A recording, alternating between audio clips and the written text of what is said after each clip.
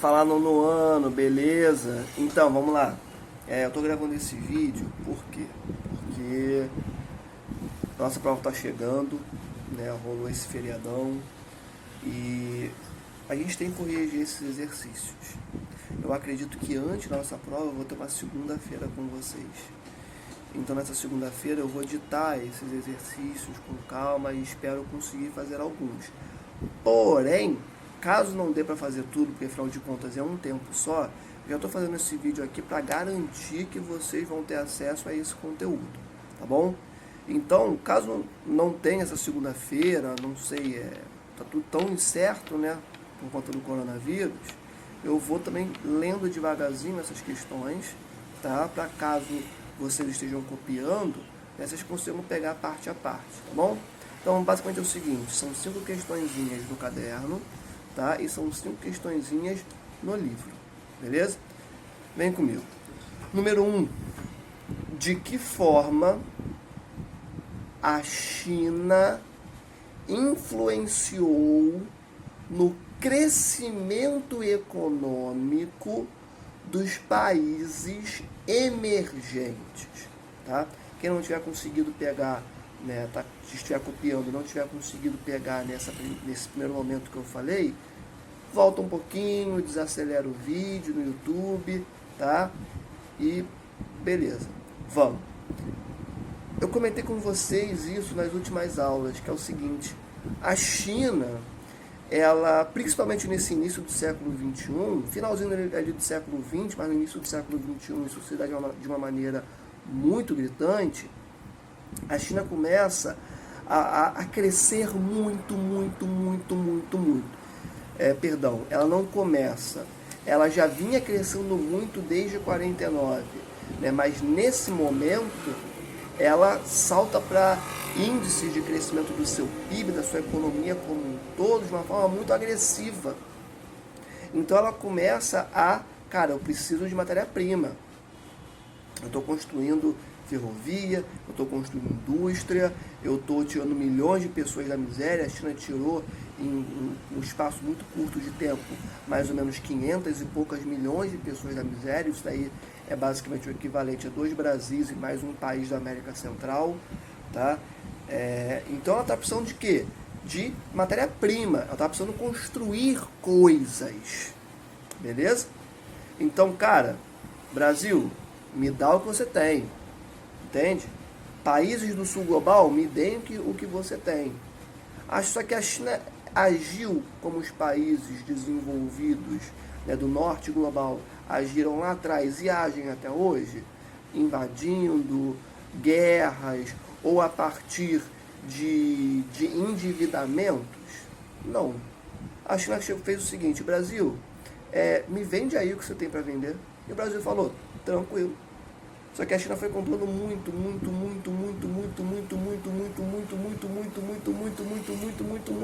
e se tornou, né, no caso desse nosso exemplo aqui que eu acabei de citar, o maior parceiro comercial do Brasil. Mas a China não é o maior parceiro comercial só do Brasil. A China também é o maior parceiro comercial de vários países da África, de vários países latino-americanos, tá? De vários países asiáticos. A China é uma potência absurda. Então, nesse movimento de comprar,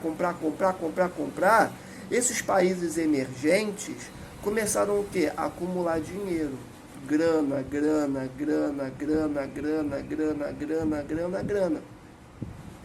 E pegaram parte dessa grana e começaram a reinvestir em quê? Em programas sociais. O Bolsa Família nasce nesse cenário. Minha Casa Minha Vida. E também focam em quê? Em construir infraestruturas, construir estradas, né? Pensar no desenvolvimento, na maior robustez da indústria nacional. Nesse momento também que o Brasil começa a levar suas empresas, principalmente do setor de infraestrutura e engenharia, para fora do Brasil, né? Levando para a África, levando para países da América Central, financiando projetos de infraestrutura a partir do nosso Banco Central, né, levando essas empresas lá para fora. Então acontece um cenário de crescimento econômico das economias desses países começa a se desenvolver com muita força, puxado pelas importações de matérias-primas da China. Cara, eu preciso de matéria-prima.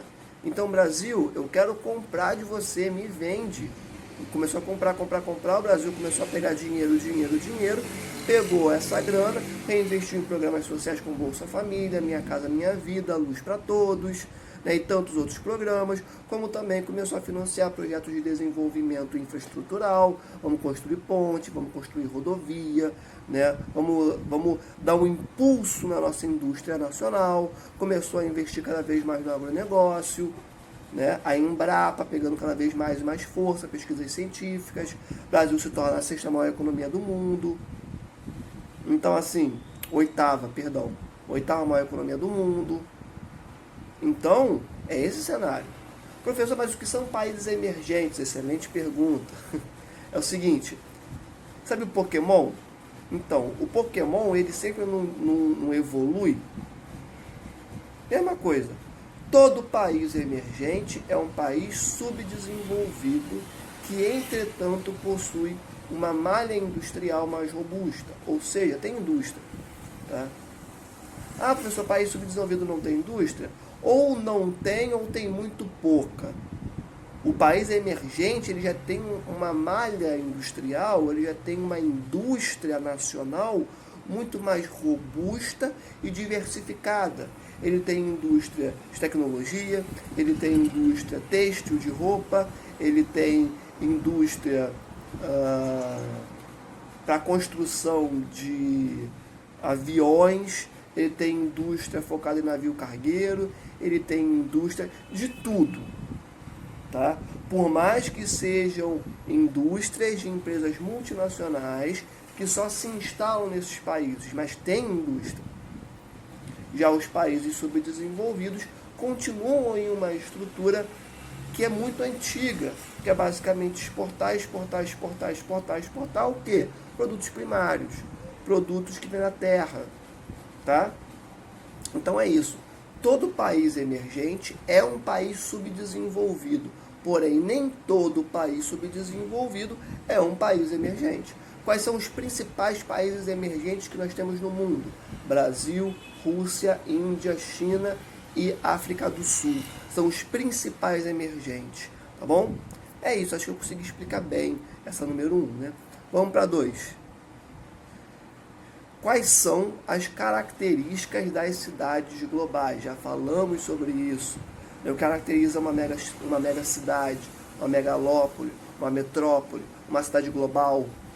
Cidade global é uma cidade, é uma metrópole que ela é classificada, ela é entendida, ela é compreendida a partir do aspecto qualitativo. Como assim, professor? Seguinte, o que importa ali não é necessariamente o número de pessoas que existem dentro daquelas cidades. O que vai importar é a quantidade de serviços, de empresas, a presença de bolsa de valores. Ou seja, eu quero ir num médico, eu tenho um médico. Eu quero um advogado, eu tenho um advogado. Eu quero um shopping com um monte de produtos tecnológicos, eu tenho. Eu quero comprar uma roupa aleatória, eu tenho. Eu quero comprar um videogame aleatório, eu tenho. Percebem? Eu quero usar um metrô, eu tenho. Eu quero uma frota maior de ônibus para poder ir para o trabalho, eu tenho. Eu quero um teatro, também tenho. Eu quero mais lazer, eu tenho. Perceberam? Quando eu falo que cidade global se caracteriza pelo critério qualitativo, é por conta disso. Mas além disso tudo, a cidade global também tem algo que é fundamental: a maior presença de fluxos. Professor, como assim de fluxos? Bom, esses fluxos basicamente podem ser de pessoas, de produtos, de informações, tá? Ou seja, eu tenho a maior infraestrutura tecnológica, infraestrutural, que me proporciona receber mais pessoas de outros países, ou que me proporciona conseguir trocar ideia com maior facilidade com pessoas do outro lado do mundo. É mais fácil você fazer relações comerciais da cidade do Rio de Janeiro ou de Varriçai. É mais fácil eu fazer relações comerciais no centro de São Paulo, que é a maior cidade da América Latina, ou em Quibrobro do Norte. Pegaram? Aonde que eu tenho mais infraestrutura de locomoção? Aonde que eu tenho maior infraestrutura de tecnologia? Onde é que eu tenho a melhor internet? Onde que eu tenho melhores portos para receber produtos? Onde que eu tenho melhores aeroportos? Pegaram, gente? Esse que é o critério qualitativo que vai construir, que vai dizer o que é uma cidade global. Show? Professor, é onde entra a questão da Bolsa de Valores aí? Exatamente nesse ponto dos fluxos. Bolsa de Valores, basicamente, é um local onde são negociadas ações de empresas do mundo todo. Então, ali nós vamos ter fluxos de capitais gigantescos, focados na compra de ações de empresas. Logo, ali, a gente vai ter a concentração de fluxos financeiros do mundo inteiro. Eu não preciso nem me aprofundar muito para dizer como que isso é fundamental para que uma cidade seja tida enquanto uma cidade global, né? Foi, gente. Então, acho que já falei bastante do que constitui uma cidade global. Vocês conseguem formular bem essa sua resposta, tá? Ah, professor, tem algum material escrito que eu consiga me basear? O caderno de vocês, tá? Tudo isso que eu estou falando aqui tá tintim por tintim no caderno de vocês, tá? 3. Qual foi o objetivo central da Rio mais 20? Basicamente, o objetivo central da Rio mais 20 foi reforçar os compromissos, né, quanto ao desenvolvimento sustentável. Lembra daquela primeira conferência de 92? A gente trocou uma ideia? Primeiro vem a de 78, depois vem a de 92. A Eco 92, se não me falha a memória. O foco ali foi apresentar, né, foi introduzir, foi discutir o conceito de desenvolvimento sustentável, que é o quê? É você produzir sem impactar o meio ambiente, garantindo que as próximas gerações tenham acesso a esses recursos. Não passem fome, não passem sede, não tenham problemas com o ar, não presenciem mudanças no ritmo das correntes marítimas, não presenciem um aumento muito significativo da temperatura global, não presenciem mudanças das massas de ar, ou seja, você garantir que a sociedade do futuro não terá problemas com esses elementos relacionados à natureza. É um crescimento econômico, é um desenvolvimento econômico que consegue correlacionar-se com a manutenção da natureza. Isso é o desenvolvimento sustentável. E por que a Rio Mais 20 veio reforçar esse compromisso? Pelo seguinte, como estamos falando de países, são conferências do meio ambiente desenvolvidas entre países e não entre pessoas, você tem que, de momento em momento, ano em ano, reforçar esse compromisso. Por quê? Porque o país sempre vai focar naquilo que é mais importante para ele. Então, se é interessante poluir mais, porque assim as minhas empresas não vão ter que se preocupar tanto com custos para a produção, lembrem-se dos fatores locacionais que a gente já falou bastante, principalmente pensando naquela estruturação de rede do nosso planeta, do espaço industrial do nosso planeta, eles sempre vão preferir, né, esse tipo de postura, né, com a poluição. Por quê? Porque gasta menos custos de produção, logo você lucra mais. Então você constantemente tem que chamar essas nações, esses países para conversar, para falar. Então, lembra daquilo que vocês estabeleceram lá em 92? Então, não é para esquecer não, tá? É para manter. Não queremos que nosso planeta morra. Não queremos, nosso planeta não, né? Que o planeta vai continuar. Mas não queremos que a raça humana morra por conta dos impactos sobre a natureza. Entende? Então, precisamos pôr em prática um desenvolvimento sustentável. É para isso que serve essas conferências do meio ambiente. Não só para isso, né? Mas vira e mexe, né? Elas vão sendo renovadas com essa intenção de falar para os países, ó, fica ligado, hein? Ó, o desenvolvimento sustentável, tá poluindo pra caramba, isso não tá certo, beleza? Basicamente isso. 4. Explique metrópole, megalópole e megacidades, tá? Metrópole é aquela cidade que possui a maior quantidade de infraestruturas. Então, voltando, eu quero pegar um ônibus, eu tenho. Eu quero ir num shopping, eu tenho. Eu quero ir num dentista, eu tenho. Perdão, eu quero ir no advogado, eu tenho. Eu quero uma escola de qualidade, tenho. Metrópole é isso. É aquela cidade que concentra as maiores infraestruturas e maiores fluxos. Beleza? Professor, toda a cidade global é uma metrópole? Sim. Sim. Para você ser uma cidade global, primeiro você tem que ser uma metrópole. Tá? É isso. Então, megalópole. Megalópole é aquela cidade que é formada a partir da conexão da malha urbana de duas metrópoles ou mais. Nossa, professor, o que é isso? É um conceito que nós chamamos de conurbação. O que é a conurbação? É quando você tem a conexão de duas metrópoles, ou seja, a cidade vai crescendo, crescendo, crescendo, crescendo, crescendo, crescendo, crescendo, e crescendo para os lados mesmo, tá? Vai crescendo tanto, vai chegando tanta gente, vai nascendo tanta gente, tanta gente, tanta gente, que ela vai se expandindo, né? E aí quando eu falo de malha urbana, é como se eu estivesse falando do corpo dessa cidade, né? Desse espaço no qual a cidade está localizado. Então essa malha urbana vai crescendo, crescendo, crescendo, até o ponto que ela encontra com outra metrópole ali do lado. Ó. E aí quando essas duas metrópoles ou mais se encontram, o espaço verde, a natureza que existia entre essas duas metrópoles, entre essas duas malhas urbanas, deixa de existir.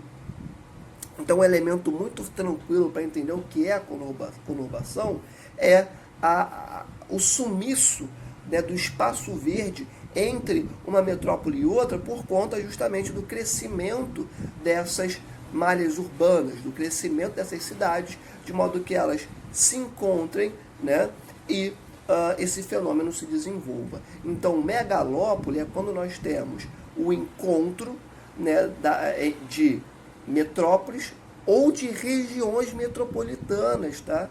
Regiões metropolitanas também entram nisso, que é aquela área, né, que são as cidades que ficam em torno de uma cidade central, tá? E que precisam dessa cidade para alguns serviços essenciais. Por exemplo, se você está em Niterói, você está na região metropolitana do Rio. Você quer ir na sede da Petrobras, sei lá, por qual motivo você quer ir na sede da Petrobras.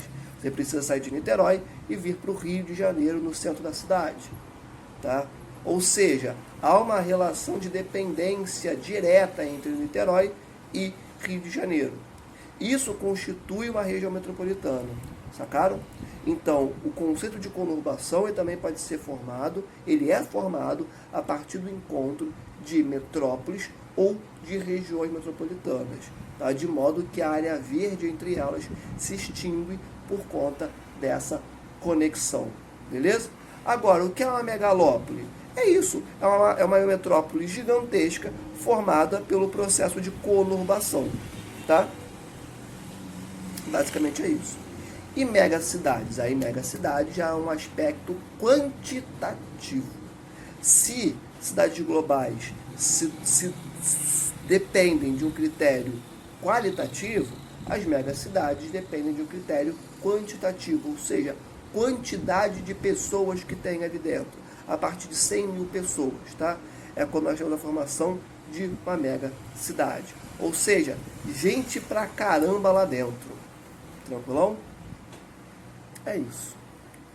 Questão 5. Explique por que os Estados Unidos não assinaram o Protocolo de Kyoto. O Protocolo de Kyoto foi aquele documento que foi protocolado durante a Conferência de Kyoto, lá no Japão, em 97, que basicamente colocava, né, o Protocolo de Kyoto, que as nações envolvidas teriam que reduzir as suas emissões de carbono ao nível, né, que elas tinham lá na década de 90. Ou seja, você, lá na década de 90, emitia essa quantidade X de dióxido de carbono por meio da sua atividade industrial, comercial, enfim. Você vai ter que voltar para essa quantidade, tá bom? Basicamente é isso.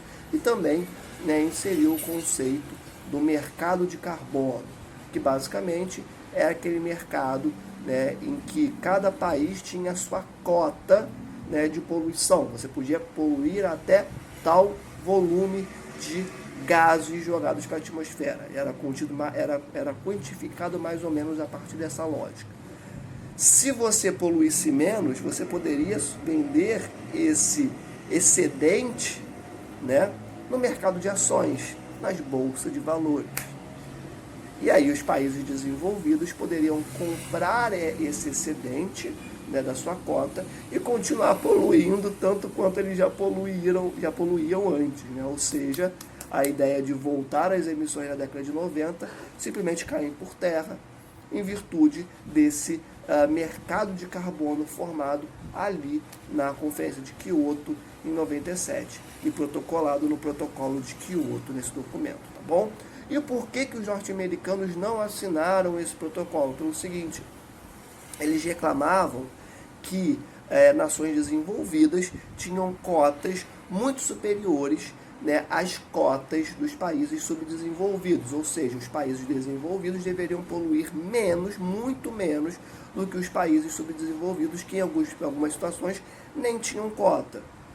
E qual foi o pensamento ali para a imposição disso àqueles que assinassem o protocolo? Ora, quais são os países que mais poluem o meio ambiente? Os países desenvolvidos. Logo, eles terão cotas maiores. E os Estados Unidos não concordaram com isso porque eles teriam que reduzir, né, muito, né, segundo a visão deles, a produção industrial deles, o que impactaria no rendimento dessas empresas, no PIB, nas exportações, enfim. Basicamente optaram pela economia no lugar da natureza e concomitantemente na vida das pessoas, né? A gente vê que isso está muito, né, em voga hoje em dia e que não é só de hoje. Né? Basicamente foi por isso que os norte-americanos não assinaram, né, reclamando que países desenvolvidos tinham cotas muito superiores a dos países subdesenvolvidos, que em alguns momentos nem tinham cota. Né? Não sei por que eles pensaram de uma maneira tão mesquinha e egoísta e sem sentido dessa forma, tendo em vista que eles são o país que mais polui no mundo inteiro. Mas enfim, né? Vamos agora para os deveres que eu vou passar para vocês no livro, tá? Vamos lá. Eu devo ter passado já, né? Primeiro dever que eu vou passar para vocês é da página 45, tá? Nessa página a gente tem aqui a questão de número 4. Como as grandes navegações foram importantes para o processo de globalização e quais as consequências para a configuração do mundo atual. Já fizemos até essa questão em sala. É o seguinte, as grandes navegações, né, elas conectaram várias partes do mundo que já tinham tido alguma conexão no passado, porém, elas estavam muito separadas entre si. Então, encontraram a América,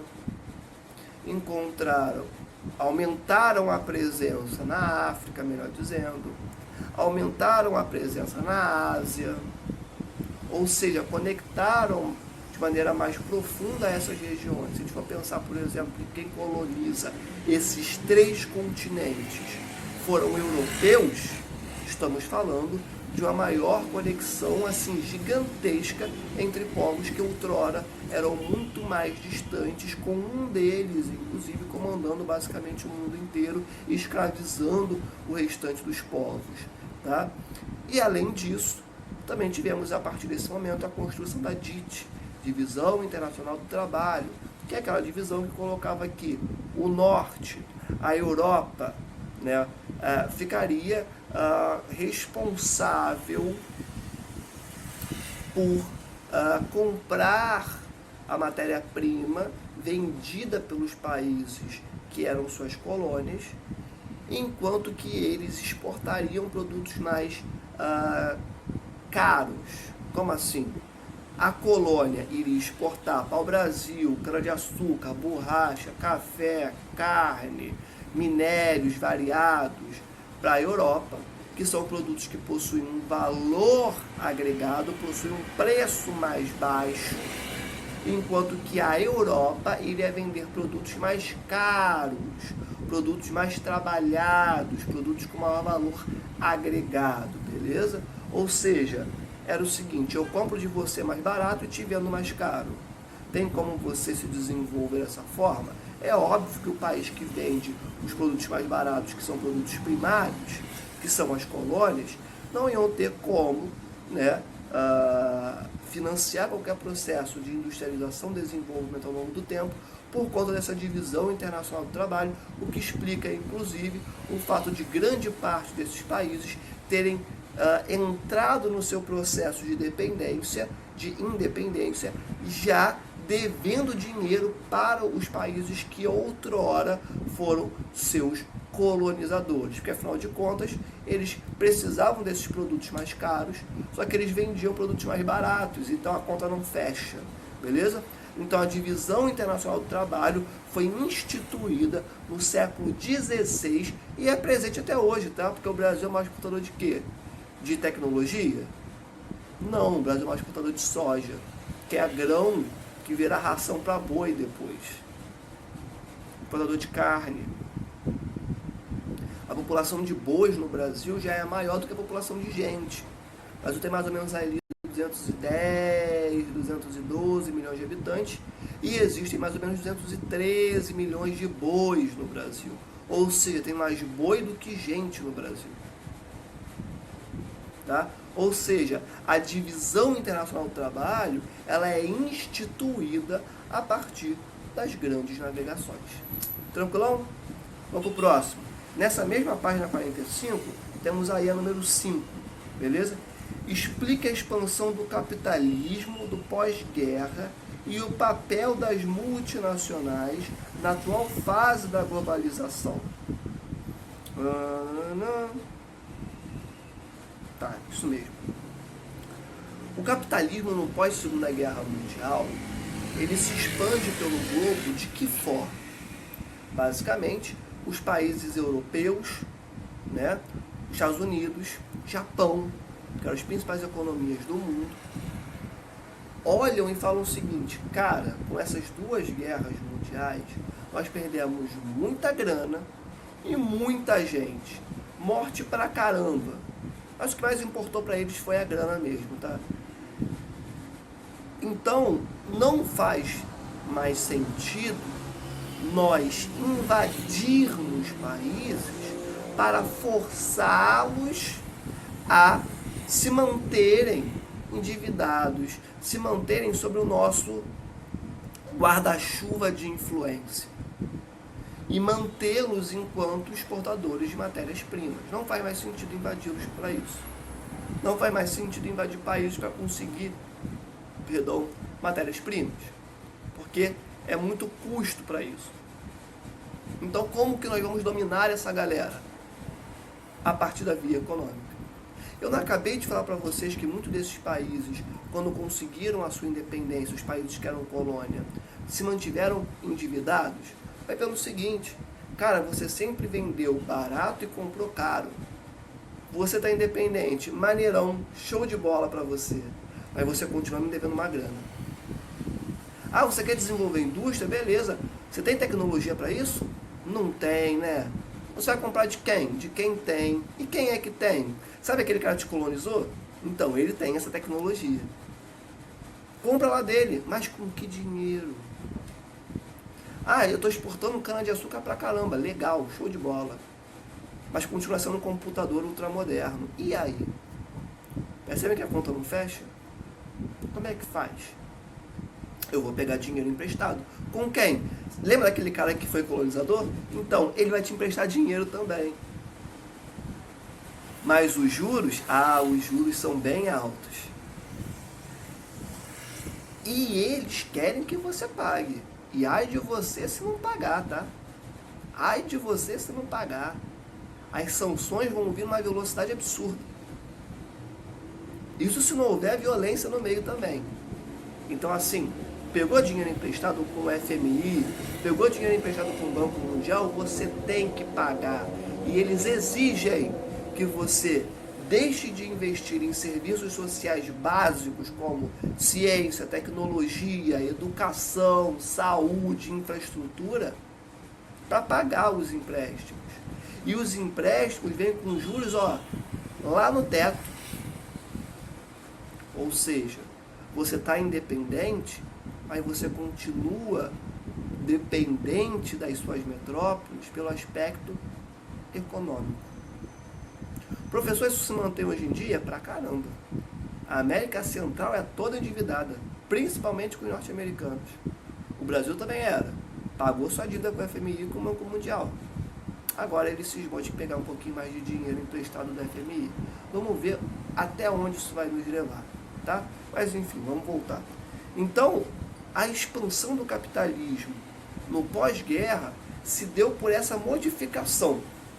Não mais pelo plano da dominação territorial, tá? Ou seja, você chegar com o teu exército, com as suas tropas e ocupar. Agora, essa dominação, essa expansão capitalista se dá pela dominação econômica. Você domina o outro país pela economia e não pelas armas. Beleza? Qual é a outra pergunta?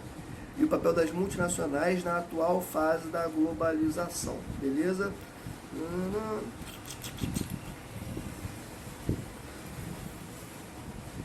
Tá. Beleza, é o seguinte. A atual fase da globalização, ela se dá por meio da expansão das empresas em busca de fatores locacionais.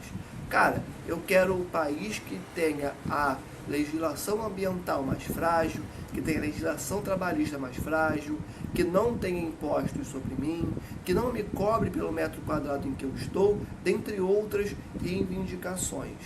Tá? Por que eles querem esses fatores locacionais? Porque é mais barato, isso reduz o custo de produção. Se eu não tenho que me preocupar com trabalhador de carteira assinada, se é todo mundo terceirizado, se eu não tenho que assinar carteira de ninguém, eu não tenho que me preocupar com 13º. Eu não tenho que me preocupar com direitos trabalhistas. Se eu não tenho que me preocupar com legislação ambiental robusta, eu vou tacar meus rejeitos químicos no rio mesmo e dane-se, mais barato. Gente, ninguém polui aleatoriamente, tá? As pessoas poluem, e aí quando eu falo pessoas, eu falo empresas, eu falo indústrias, eu falo indústrias do agronegócio, eu falo do agronegócio em si, poluem porque é barato. Poluir é mais barato. Você joga ali no rio, você mata a fauna daquele rio, mata os peixes, modifica a estrutura química do solo, tacando um rejeito químico nele. Por quê? Porque você taca e finge que não viu. E vamos preocupar em fazer aterro sanitário? Com tudo certinho, como foi posto pelo governo, é muito caro. Eu prefiro jogar no lixo mesmo, jogar no chão mesmo, jogar no rio, que aí eu não preciso me preocupar com isso, e é mais barato. E por que eu estou falando disso? Porque isso são os fatores locacionais. E é em busca desses fatores locacionais que a rede dessas empresas multinacionais se organiza. Pensa na Nike, no Air Jordan 1, tênis que eu adoro, inclusive. Tênis mais bonito que a humanidade já criou. Enfim, a Nike é norte-americana. A sede, o centro pensante, aquele que estrutura as estratégias da marca, aquele que estrutura tecnologias, está lá nos Estados Unidos. De repente tem um laboratório ali na Europa e tal, mas o cerne, o centro da marca, da empresa, continuando nos Estados Unidos. Agora, as montadoras, as maquiladoras, que são montadoras também, tá? As indústrias, elas vão para onde? Vão para o sul. Por quê? Porque são as que mais poluem, porque são as que necessitam de uma mão de obra não necessariamente tão qualificada. Elas migram para o sul. E elas vão atrás dos países que ofereçam os melhores o quê? Fatores locacionais. Ou seja, um tênis da Nike, ele é produzido em Singapura, é produzido no Brasil, a parte do cadarço e tal, é feito em São Paulo. A outra parte, o solado, é feito, sei lá, em um país do sudeste asiático. Percebam que a rede da Nike é feita assim, ó. É uma rede mesmo. E é dessa forma que o espaço industrial dessas indústrias, dessas empresas, na atual fase da globalização, se estrutura. Então, qual é o papel das multinacionais na atual fase da globalização? Estruturar as suas produções a partir da busca de fatores locacionais de vários países do sul global que ofereçam esses fatores. Ficou repetitivo, vocês podem cortar aí na resposta de vocês, tá? É basicamente isso. Organizando a sua produção a partir da busca desses fatores locacionais nos países do sul global. Beleza? É isso. Deixando claro os fatores locacionais, tá? Fatores locacionais são fundamentais para essa resposta. Deixa eu ver aqui o próximo.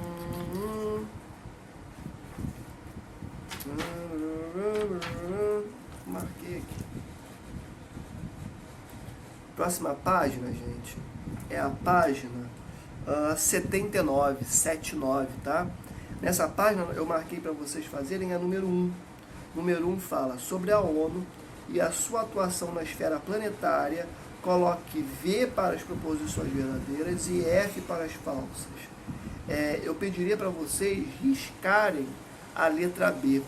B de bola, risquem. Não tem necessidade de fazer essa daí não, tá? Façam essa questão, entendam essa questão como sendo uma questão composta só por essa A, C e D, tá bom? E eu adianto para vocês que a sequência correta é F de falso, V, V. Vamos ver a letra A.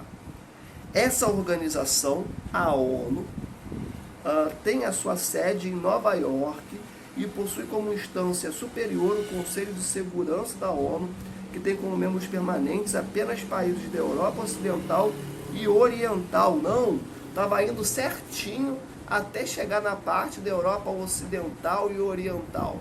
Quais são os membros do Conselho de Segurança da ONU? Estados Unidos, Inglaterra, França, Rússia e China. Esses são os países mais importantes da ONU inteira. Por quê? Acabou a Segunda Guerra Mundial. Assim que acabou a Segunda Guerra, os países que tinham maior poder bélico, ou seja, aqueles que tinham armas nucleares e que eram parte dos aliados durante a Segunda Guerra, foram colocados enquanto membros desse conselho. Tá? A Rússia não era a Rússia ainda, né? Ela era a União Soviética, mas depois de 91, com o fim da União Soviética, a Rússia foi tida como a sucessora, né, do que já foi a União Soviética no passado, aquele império gigantesco. Então ela ficou como membro do Conselho de Segurança, permanente, para sempre, do Conselho de Segurança da ONU. E depois a China entra, tá? Alguns anos mais na frente. De qualquer forma, esse Conselho de Segurança é o que vai validar tudo que é discutido na ONU. Como assim? Você tem várias instâncias dentro da ONU, várias instâncias. Porém, as mais importantes são a Assembleia Geral, que é basicamente como nós temos a reunião de todos os signatários, todos os países membros da ONU. Tá? Inclusive, como informação aí para vocês, o país que sempre abre a Assembleia Geral da ONU é o Brasil, tá bom? Então, a Assembleia Geral é a instância da ONU em que todos os signatários, todos os membros vão dialogar, vão debater, vão colocar as suas posições em relação aos mais variados assuntos, tá bom? E digamos que, por exemplo, o assunto discutido seja fome no mundo. Fome no mundo. E aí os países que estão discutindo falam, cara, se todos os países desenvolvidos doarem um pouquinho do seu PIB, a gente em um ano acaba com a fome no mundo. Isso é verdade, tá? A gente acaba com a fome no mundo. Se isso foi debatido no Conselho, na Assembleia Geral, isso vai ser levado, assim como toda e qualquer decisão da Assembleia, é levada a quem? Ao Conselho de Segurança. E aí, se apenas um desses membros disser, não, eu não concordo, acabou. Volta para a Assembleia Geral para ser debatido novamente, né, para ser reformulado, depois voltar para o Conselho de Segurança. O Conselho de Segurança tem o que nós chamamos de poder do veto. Eles são os únicos países que podem vetar o que foi debatido lá na Assembleia Geral. Beleza? E todos têm que concordar. Se apenas um desses países discordar, já era. Foi discordado, volta para a Assembleia Geral. Tá bom? Então esse é um ponto muito interessante.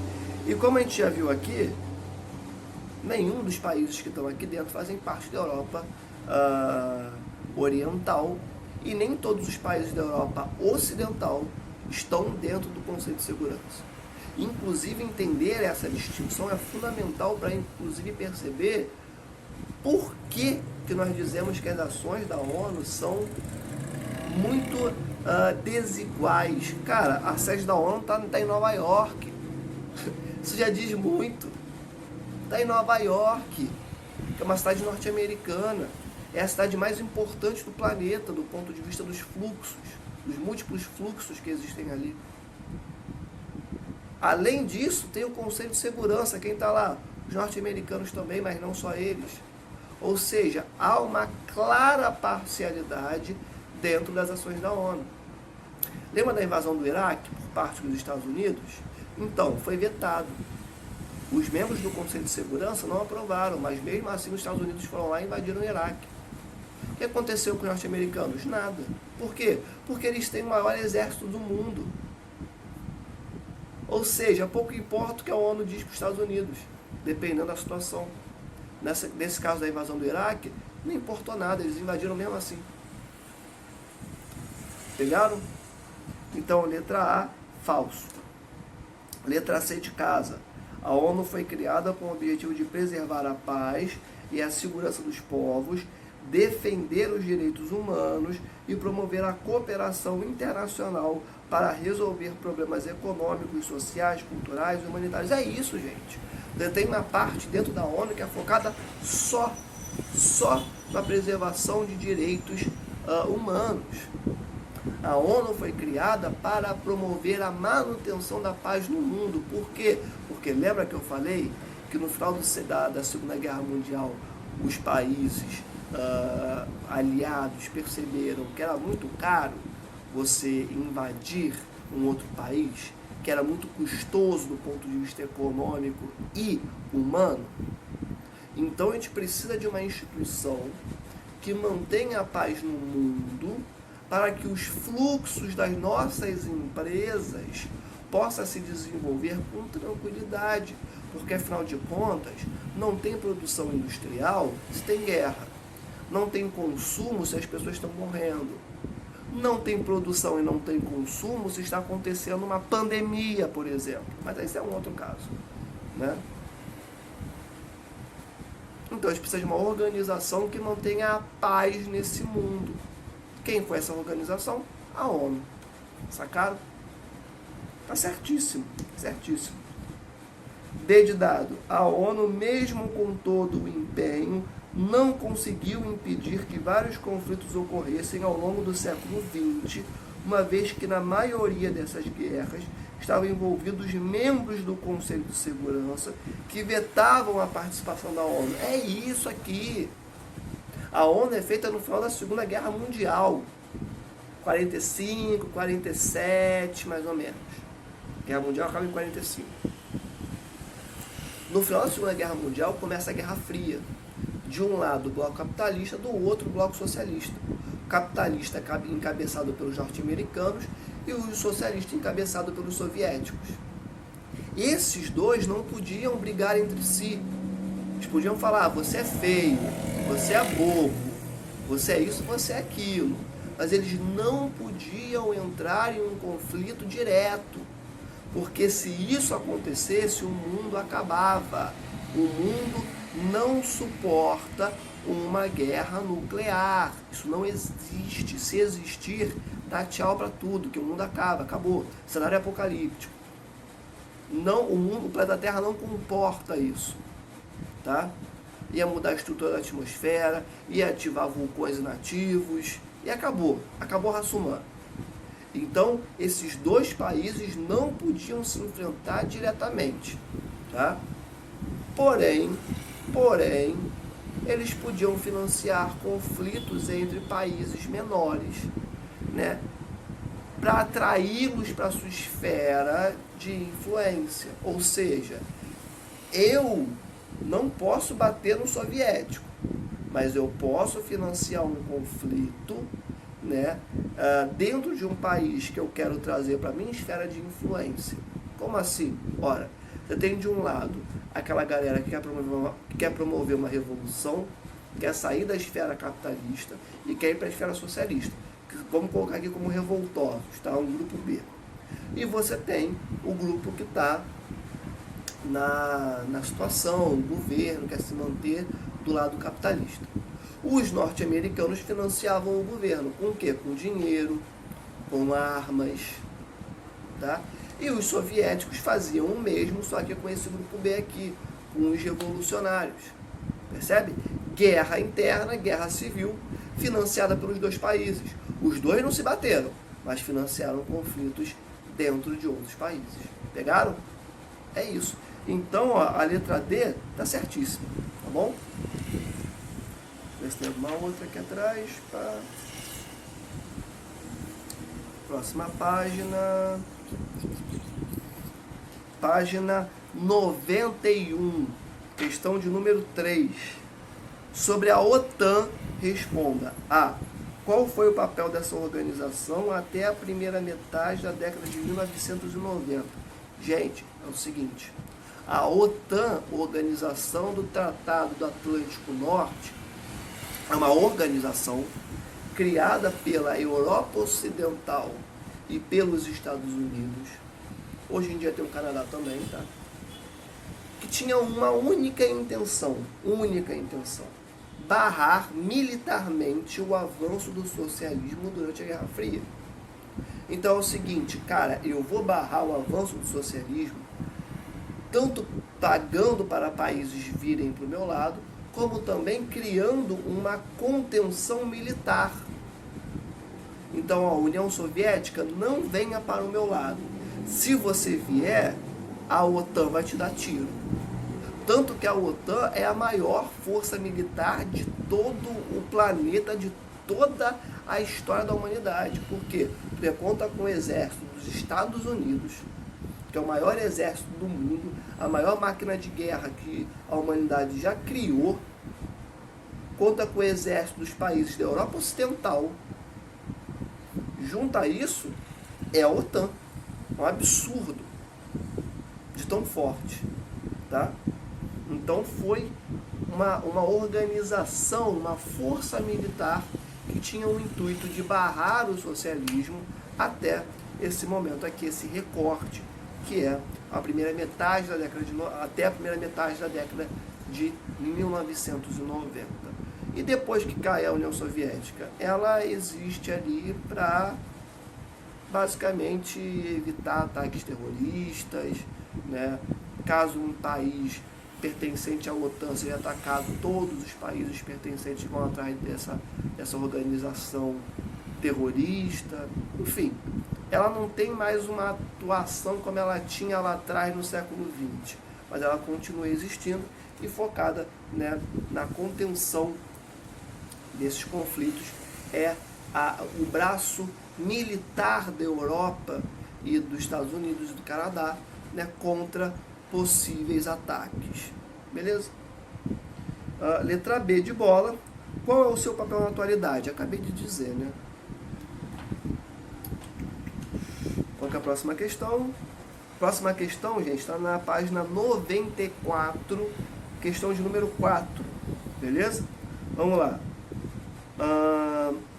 A invasão militar norte-americana no Afeganistão e no Iraque e as justificativas apresentadas para tal ação foram alvo de críticas por diversos países e instituições.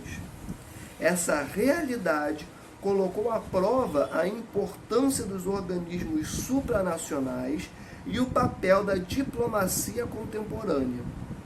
Considerando esses recentes eventos que marcaram a geopolítica mundial, identifique o organismo supranacional ou instituição que, nesse contexto, teve sua imagem diretamente abalada. Letra A, ONU, Organização das Nações Unidas. Professor, como assim a ONU teve sua imagem abalada durante a guerra do Iraque? Eu acabei de dizer, gente. A ONU não foi feita para manter a paz? Como que ela permite que os Estados Unidos invadam o Iraque? Não faz sentido nenhum. Percebem?